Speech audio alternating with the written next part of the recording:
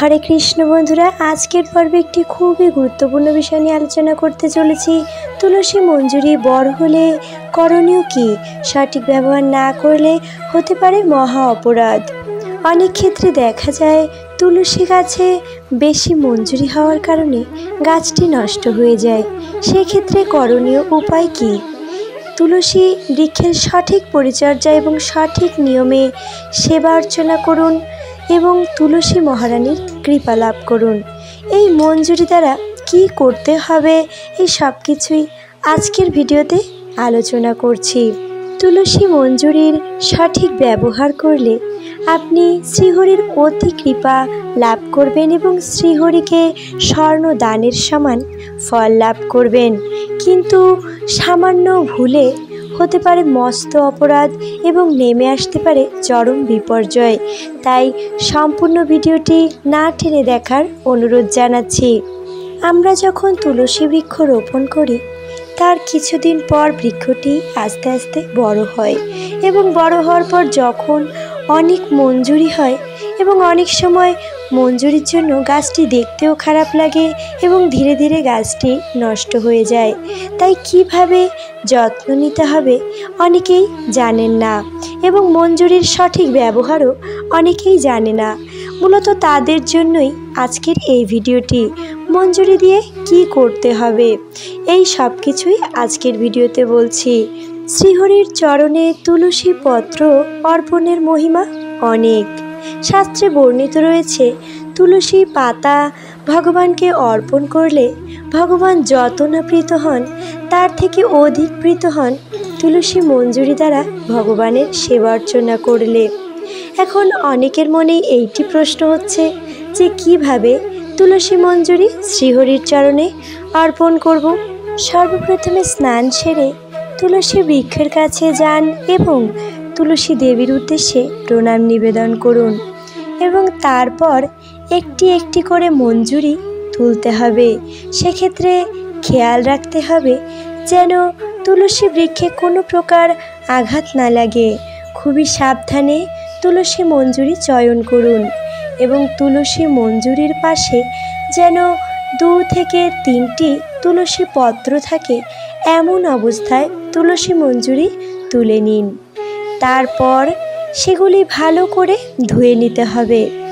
ধুয়ে নিয়ে শ্রীহরির চরণে, নৃসিংহদেবের চরণে, মহাপ্রভুর চরণে এই তুলসী মঞ্জুরি অর্পণ করুন। এছাড়া তুলসী মঞ্জুরি দ্বারা মালা তৈরি করে শ্রীহরিকে নিবেদন করুন। তুলসী মঞ্জুরি দ্বারা তৈরি মালা শ্রীহরির অত্যন্ত প্রিয়। এই মঞ্জুরি একটি একটি করে সুতোয় বেঁধে মালা তৈরি করে শ্রীহরিকে নিবেদন করুন। এই তুলসী মঞ্জুরি শ্রীকৃষ্ণের মস্তকে নিবেদন করলে স্বর্ণ দানের সমান ফল পাওয়া যায়। এই তুলসী মঞ্জুরি দ্বারা শ্রীকৃষ্ণের পূজা করলে সেই ব্যক্তির উপর শ্রী ভগবান অত্যন্ত প্রসন্ন হন। সামনেই রয়েছে পাণ্ডবা নির্জলা একাদশী। বছরের সর্বশ্রেষ্ঠ এই একাদশীর দিন তুলসী মঞ্জুরি 108টি তুলে নিন এবং সেই 108টি তুলসী মঞ্জুরি শ্রী ভগবানের চরণে 108 নাম স্মরণ করে শ্রীকৃষ্ণের চরণে অর্পণ করুন। বছরের সর্বশ্রেষ্ঠ এই একাদশীর দিন এই কাজটি করতে পারলে ভগবান আপনার উপর অধিক প্রসন্ন হবেন।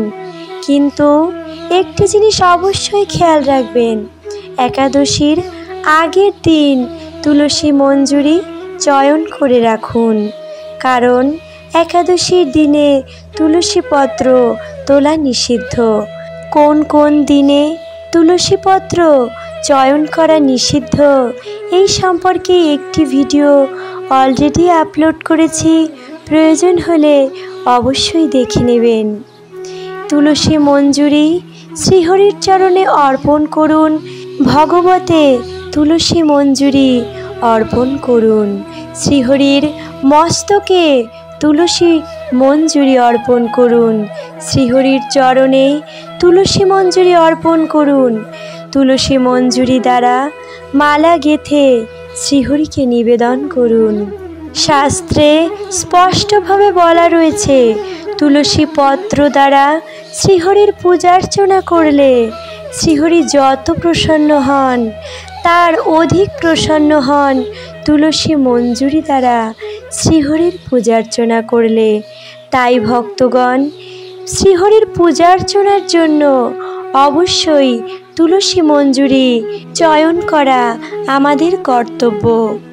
বন্ধুগণ, অনেকের মনে প্রশ্ন হতে পারে, তুলসী মঞ্জুরি চয়ন করলে তুলসী দেবী রুষ্ট হবেন কিনা বা তুলসী আঘাতপ্রাপ্ত হবেন কিনা।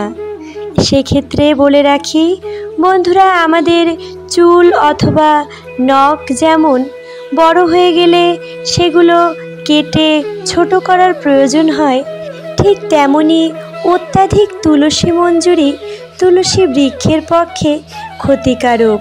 তুলসী বৃক্ষ অনেক সময় অত্যাধিক মঞ্জুরির কারণে নষ্ট হয়ে যেতে পারে।